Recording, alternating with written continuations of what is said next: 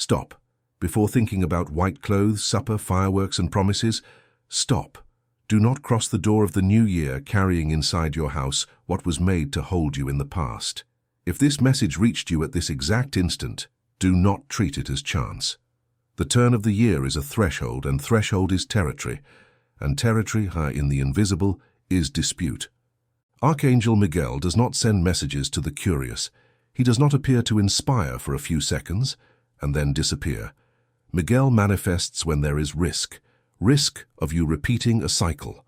Risk of you entering the next year with the same energy, just with another number on the calendar. So I ask you one simple thing: breathe. And look around now, for 2 seconds, as if you saw your house from outside. When you look at your house, do you feel peace, or do you feel a nameless weight? Do you feel life moving? Or does it seem like everything starts and gets stuck? Do you feel that things flow? Or do you feel that there is an invisible hand holding? Because there is a type of curse that does not arrive like a horror movie. It arrives as repetition. It arrives as always the same story.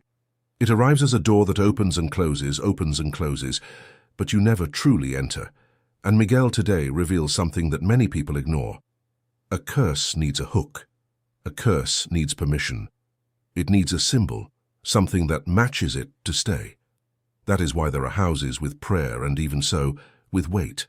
Because prayer without aligned territory turns into a war on 2 fronts, and war on 2 fronts tires. And when you get tired, you lower your guard. Today, Miguel reveals 3 things to throw away before the new year. 3 common things, 3 things that are in thousands of houses, but which in the invisible function as hooks, hooks that hold stagnation, fights, lack, sadness, fear, emotional illness, and that feeling of nothing works out the right way. And listen carefully, the third is the most difficult, because it is not just a thing, it is a bond. And when the bond is stuck, you also stay. Stay with me until the end. I will show you the 3 things with examples so clear that you will recognize them instantly, what each one says to the spiritual world when it remains in your territory, and a simple, direct seal to close the breach and start the year with the house breathing. And I will leave a sign. If you truly do this, without pretending, without negotiating with resistance, you will notice change in up to 7 days. It is not a spectacle. It is alignment. It is clean territory. Legitimization. Miguel in action, spiritual warfare. Before I reveal the first, understand what this means. Miguel is guardian of territory. And territory is not just a wall. Territory is atmosphere. It is what you tolerate. It is what you repeat. It is what stays in the corner and you pretend not to see. Miguel is not just a beautiful name for you to say when you are afraid. He is the prince of the celestial militia. Sword where there is cutting, shield where there is invasion, light where there is deception. He is the force that separates what is yours from what is not. And here is a truth that hurts, but liberates. Miguel does not fight for you while you host the enemy in the living room. He protects, yes, but protection is not a license for accommodation. Protection is partnership. You do the cleaning. Miguel guards the door. Think with me, there are people who ask for prosperity with their mouth, but feed the symbol of lack with their hand. There are families who ask for peace, but leave the house speaking chaos in every corner. There are hearts that ask for healing, but maintain an altar for pain, as if suffering were proof of love. And when Miguel manifests, he does not come with a long discourse, he comes with order. He comes with decision, he comes with cutting. Therefore today, it is not a video for you to listen and find beautiful. It is a call to silent warfare. And the silent warfare begins with what you decide to remove. An image for you to understand. Miguel at the door. I want you to visualize a scene, because faith strengthens when the image becomes clear. Imagine your house as a gate. On one side, the past, with everything you lived, good and bad. On the other, the new cycle, with the promises you don't even see yet. Now imagine Miguel before this gate, with his sword lowered, not to attack you, but to cut what tries to enter with you. He does not cut your joy. He cuts the burden. He does not cut your history. He cuts the prison. He does not cut your memory. He cuts the curse that uses memory as a chain. And then comes the question that decides everything. Do you want to cross with blessing or with baggage? Because no one crosses lightly if they insist on carrying what weighs. Keep this image, it will return at the end. Now, let's go to the three things. And please, hey, do not listen as theory. Listen as a command. Loop. Promise of the climb. The first is the most obvious, but almost no one respects it. The second is the most common and the most dangerous, because it seems normal. And the third is what traps good people in repeated years. And when I get to it, you will understand why so many people never manage to restart. Thing 1. The broken that became a resident, symbol of later. The first thing you need to throw away before the new year is the broken thing you keep with the promise of, one day I will fix it. I am not talking about something that broke yesterday, and you have already scheduled the repair. I am talking about the broken thing that became a resident. That object that already has a history. That old broken thing that you got used to circumventing. Examples: the fan that groans but you turn it on anyway. The dripping faucet that became background music. The wobbly chair that everyone already knows to sit carefully. The cracked mirror in the corner. The appliance that fails and you say, I'll see later. The dented pot that you keep because it can still be used. The door that does not close properly. And yes, the stopped clock on the wall stopped for months, looking at you as if to say, here time does not move. Listen, the permanent broken thing is a symbol. It says to the invisible, here life remains half done. It trains your mind to tolerate the incomplete, and where you tolerate the incomplete, you tolerate postponement. And the enemy loves postponement, because later is an altar. And on the altar of later he places two gifts, tiredness and resignation. Now, let me show you how this acts with a simple micro scene. Imagine a person waking up early in the heat, turning on the broken fan. It makes noise, fails, returns, fails. The person sighs and says, leave it. I'll buy another one later. This leave it seems small, but in the invisible it becomes a bigger phrase. I adapt to discomfort, and whoever adapts to discomfort to survive begins to accept discomfort as life, and this becomes a door to lack and discouragement. Another micro scene, a couple arguing over trifles, and what does the argument arise from? From the house irritating both of them, from the dripping faucet, from the stuck cabinet, from the light bulb that is not changed, from the floor full of things. The house becomes a generator of tension, and accumulated tension turns into a fight turns into distance turns into a breach. Are you understanding? The permanent broken thing is not just a thing, it is atmosphere. Now I ask a question that cuts. What in you is broken, and you pushed into a corner saying one day? A conversation? A decision? A change? A request for forgiveness? A postponed therapy? A self-care routine? The broken outside gives permission for the broken inside. Miguel reveals this not to accuse you. It is to liberate you. So here is the practical, quick, and non-negotiable command. Get a bag now. Walk through the house and look for 3 types of broken things. What no longer works or works halfway. What works, but humiliates you, irritates you, shames you, reminds you of scarcity. What you have mended so many times that it became a symbol of survival, not of life. If it has a real repair and you will fix it this week, separate it and resolve it. If not, throw it away. Donate only if it is whole and useful, because donating broken things is just spreading weight. And when you have the object in your hand, say internally, I do not carry the broken into my new cycle. You will feel resistance. You will hear the voice. But I paid a lot for it. But it will serve a purpose. But I will fix it. Listen. Resistance is proof of a bond. And a bond, when it is unhealthy, becomes a hook. Make the first cut. And the detail that changes everything. There is a detail that almost no one notices. The broken thing does not hold a curse because it is a bad object. It holds it because it trains you to live with the lack of decision. Every time you look at something broken and think later, you are unintentionally signing an invisible contract. I accept that important things remain pending, and pendency is a door, pendency is a breach. Therefore, do one more thing to seal this first cut. After discarding the broken thing, quickly wipe the place where it used to be. A cloth, a simple gesture, because you are not just removing an object, you are erasing a symbol. And say very short, like striking a hammer, "Here, the new begins." Hook, urgency. Now many people do this and feel relieved, but the enemy does not depend only on the broken thing. He depends on the second item, and the second item is what most drains authority within the house, because it creates a house without command. Thing 2. The disorder that becomes normal, disguised trash. The second thing you need to throw away before the new year is accumulated trash disguised as organization later. It is not mess because life is busy. No, it is dead accumulation. It is excess that has no purpose. It is the corner you avoid. It is the drawer you open quickly and close quickly. It is the box you do not even know what is inside. It is the pile that seems to accuse you every time you pass by. Clear examples. Because Miguel does not speak in concept, he speaks in things.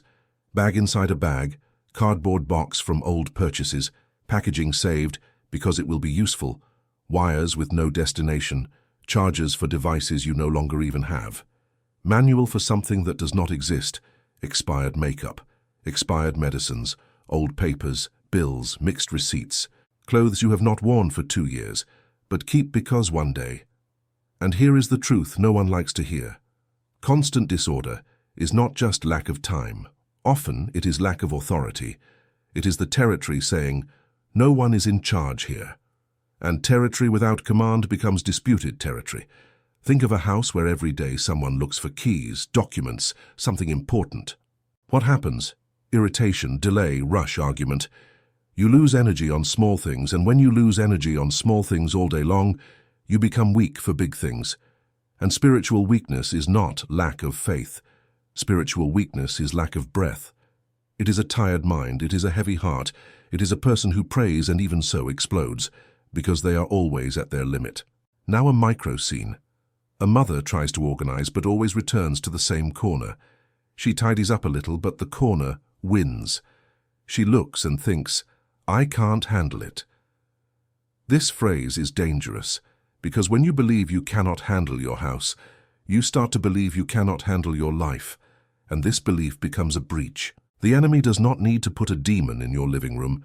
He just needs to convince you that you are defeated, and chaos is the perfect language for that.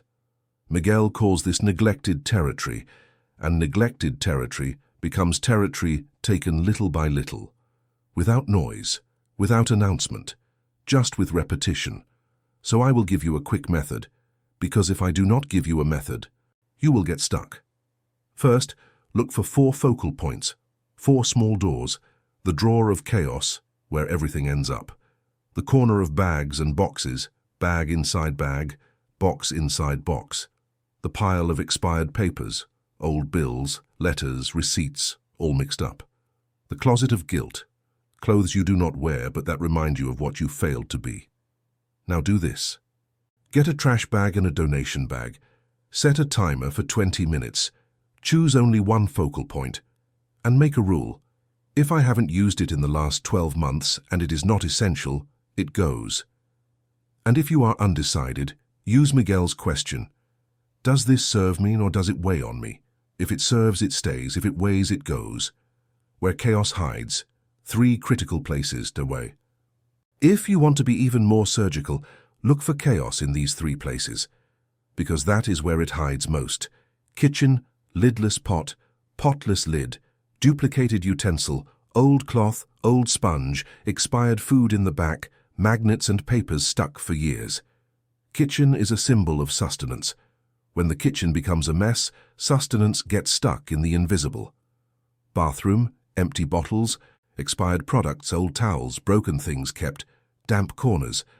Bathroom is a symbol of purification.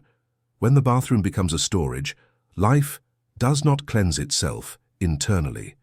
Bedroom, cluttered closet corner, chair with accumulated clothes, drawer of mixed intimate things, objects under the bed. Bedroom is a symbol of rest and intimacy. When the bedroom becomes chaos, sleep suffers and the mind does not rest. You do not need to turn the whole house upside down. But if you attack these 3 points, the atmosphere changes quickly. You will feel a strange resistance, as if chaos had a voice, and it does. Chaos whispers, "Don't touch that. It will be a lot of work. Leave it for later. You will need it." That voice is old. And Miguel cuts old voices with new gestures. When you finish the focal point, make the ceiling gesture. Open a window for 30 seconds, and as the air enters, say, "I return this territory to order." Because this changes the atmosphere. The body feels, the mind responds, the house begins to breathe. Soft CTA, middle of the script. If you are hearing this and have already thought of a specific corner of your house, right now, just to seal intention, I will clean. It's not for me. It's for your spirit to hear you saying it. And now comes the third item. Hook. The third is a bond. If the first two are things, the third is history. And history, when not healed, becomes a chain. And a chain holds the future. Thing 3. The altar of pain, bond objects that freeze life. The third thing you need to throw away before the new year is the altar of pain, objects that keep a loss open like a wound. This can be mourning for someone who has passed away. It can be a memory of a relationship that destroyed you. It can be an old phase that you have not overcome. You just put it in a box and called it memory. And here I will speak carefully but truthfully. To honor is not to bleed every day. To love is not to punish yourself. To remember is not to freeze the house. The limit between honor and prison. Here is a delicate limit. Honor is keeping a memory that elevates you. Prison is keeping an arsenal of memories that brings you down. Honor makes you grateful and move on. Prison makes you cry and stop. Therefore, Miguel does not ask you to erase those you loved.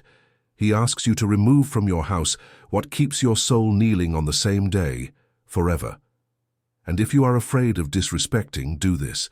Choose a light memory, a photo, a small object, and give it a dignified, clean, well-lit place. The rest, let it go. Because excess is not honor. It is a chain. What are the objects of the altar of pain? Concrete, visible things. Bags with clothes of someone who passed away, kept as if the person would return tomorrow. The box of photos you open when you want to suffer. Letters, notes, gifts, printed messages. The wedding ring kept as if it were a handcuff. The old perfume. The brush. The personal object that became a sanctuary of sadness. The furniture no one touches because it was his. A room that became a museum. A corner of the house that always feels cold. And perhaps you are thinking, but if I throw it away, I will forget. No. You do not forget someone you love because you throw away a bag. You forget life when you transform love into prison. Another micro scene. A person keeps the deceased's clothes inside the closet. Every time they open it, they smell it, cry, close it. They think this is respect. But what happens? The house gets stuck on that day. The energy of the home does not move forward. The heart does not breathe. The future feels like guilt. Miguel calls this a silent pact. The pact is, I only prove my love if I continue to hurt. And this pact is a lie, because true love wants life. True love wants peace. Now, if it is about an ex-relationship, the altar of pain changes clothes. Box with gifts, hidden photos, clothes kept, screenshots, messages, memories. Small objects that you say mean nothing, but when you touch them, you go back in time. And this is dangerous, because the enemy loves trips to the past. He drags you back so you do not build forward. Therefore, Miguel reveals the altar of pain holds curses because it holds cycles, and a repeated cycle is a curse disguised as destiny. So do this, with courage and reverence, without brutality but without negotiation. Step 1. Separate the objects into 3 groups. What is light and sacred? A photo in a clean frame, a small memory that inspires gratitude. What is excess and brings you down? Boxes, bags, piles, too many things. What is an open wound? What throws you to the ground and traps you every time? Group 2 needs to go. Group 3 needs to go. You can throw them away. You can donate if it makes sense. You can keep only one symbol, small, and let the rest go. Step 2. Before discarding, make a gesture of honor that heals. Place your hand on your chest and say calmly, I honor you without trapping myself. I love you without punishing myself. I release to live. Step 3. Afterwards, open the closet door, open the window, and let the house breathe. Because when the altar of pain leaves, it is as if a weight has been torn from the ceiling, and the house changes, truly. And listen, you may cry at that moment. Crying is not weakness. Crying is the chain releasing. Confrontation, the house as a mirror, without moralism. Now see how everything connects. The broken says half, chaos says lack of control, the altar of pain says prison, and the spiritual world reads symbols. Not because God is superstition, but because your material life speaks of your inner decision. You can pray all day long. If your territory is screaming the opposite, you live in internal warfare, and internal warfare tires. And when you get tired, you lower your guard. And when you lower your guard, repetition returns. How many times have you promised that the next year would be different? And how many times has the next year become just a continuation with new clothes? Miguel is calling you to a real cut, to an enough that is not an emotion of December 31st. It is a stance. It is not just throwing away. It is declaring, not here. And I will ask you with respect, what are you defending by keeping these things? Is it memory, or is it fear? Is it prudence, or is it attachment? Is it affection, or is it a pact? Be honest, because honesty is where blessing lands. Proof, in 7 days, sign of the territory. Now, the sign I promised, if you make these 3 cuts before the new year, with clean intention, you will notice in up to 7 days at least one of these signs. Your breathing feels lighter inside the house. You sleep better. Arguments decrease. You feel like taking care of yourself. An opportunity that was stuck starts to move. You feel less anxiety upon arriving home, or, at the very least, the feeling of weight in the environment drops. And pay attention.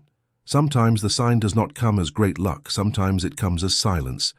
You enter the house and realize the air is different. You realize you are not so irritated. You realize you are not so heavy. This is already victory. And if you want to make this sign even clearer, make a daily gesture in these 7 days. Every night, before sleeping, turn off a light, sit for 30 seconds and ask, is my house lifting me up or pulling me down? If it is pulling you down, do not argue. Return to order, because order is a language. And when you speak order for 7 days, the territory learns. And here is a phrase from Miguel to repeat when discouragement strikes. I do not negotiate with what makes me sick. Short, direct, hammer. It is not cheap mysticism. It is aligned territory. The body feels, the mind clarifies, the house changes language. And when the house changes language, life responds. Simple seal, short and sticky ritual. Now let's seal. You do not need a long ritual. You need gesture plus word plus intention. Do this today, or at the latest by New Year's Eve. And when I say before the new year, I do not say it as superstition. I say it because the turn is an emotional portal. People make promises, cry, remember, regret. In this state, everything becomes more sensitive. So, if you enter with a heavy house, emotion becomes fuel for repetition. But if you enter with a clean house, emotion becomes fuel for a new beginning. Therefore, do not leave it for any day. Do it before midnight. Do it before the toast. Do it before the noise. Because the silence of preparation is where the cut happens. Open a window. Stand in the center of the house or in the place where you feel the most weight. Calmly, say aloud if you can, Archangel Michael, guard this house. I remove the broken. I remove the chaos. I remove the frozen pain. May light, order, and peace enter here. May every breach be closed now. May every repetition be interrupted now. May this house belong to the Most High. Amen. 3 cutting phrases, final seal. And before the Amen, I want you to say 3 short phrases, because short phrases seal big decisions. I surrender. I release. I trust. Repeat, slowly, like closing a door from the inside. Then do one simple thing. Place a glass of clean water in the kitchen for 7 hours. It can be overnight. The next day, discard it in the sink and wash the glass. It is not superstition. It is discipline. It is a physical marker saying I have started a cleansing. And maintain a rule for the next 7 days.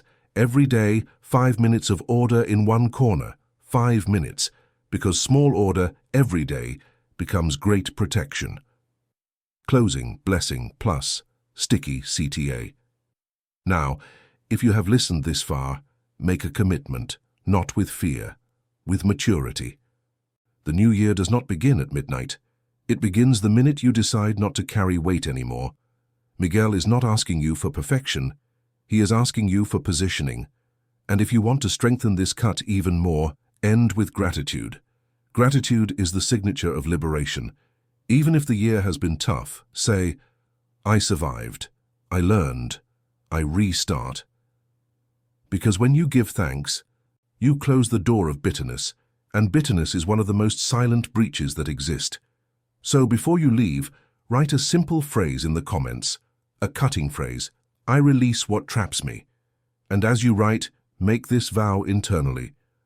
I enter the new year light, I enter in peace, I enter protected. May Archangel Miguel guard your doors, may your house breathe, may your mind clarify, and may no curse find a hook in your territory, amen. And if you can, share this message with someone. Sometimes the warning comes through your hand.